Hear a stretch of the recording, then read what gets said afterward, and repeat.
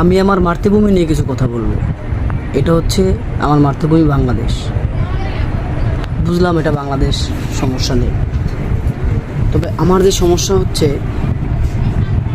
যে দর্শক, সে তো দর্শক, তার জন্য বাংলাদেশে আইন আছে, ঠিক আছে?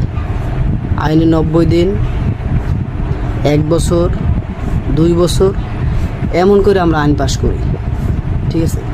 আরে যে দর্শক, সে তো দর্শক, তার জন্য আবার কিসের আইন, কিসের কি? দর্শক ধরছে, প্রমাণিত হয়েছে, তাকে ফাঁসি দেন। আইন শৃঙ্খলা বাহিনী যদি না পারে, তাহলে আপনি পাবলিকের হাতে তুলে দেন।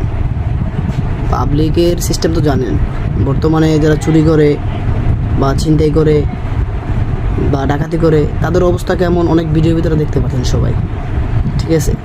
তো আমার একটাই কথা বাংলাদেশ নিয়ে, আমার এই মাতৃভূমি নিয়ে, দর্শকদের জন্য জানি কখনো আপনার টাইম বেঁধে দেওয়া না হয়। 3 মাস, 6 মাস, 1 বছর, 5 বছর, এগুলো কি? আর যে দর্শন করে সে তো গ্রেপ্তার হয়েছে, প্রমাণিত হয়েছে, তার জন্য আবার কিসের আইন, কিসের কি?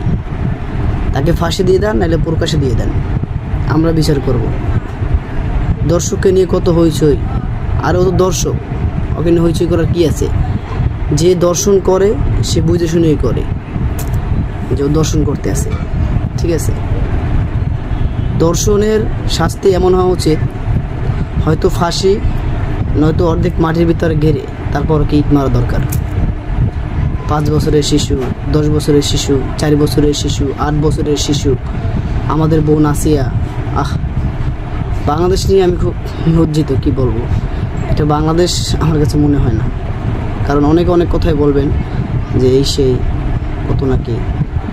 বাংলাদেশ আমার কাছে মনে হইতে চায় যে বাংলাদেশ এটা ইসরায়েলের মতো ব্যবহার সবাই। দর্শককে ধরলে ফাঁসি, সোজা বিচার, কারণ সে প্রমাণিত হয়েছে।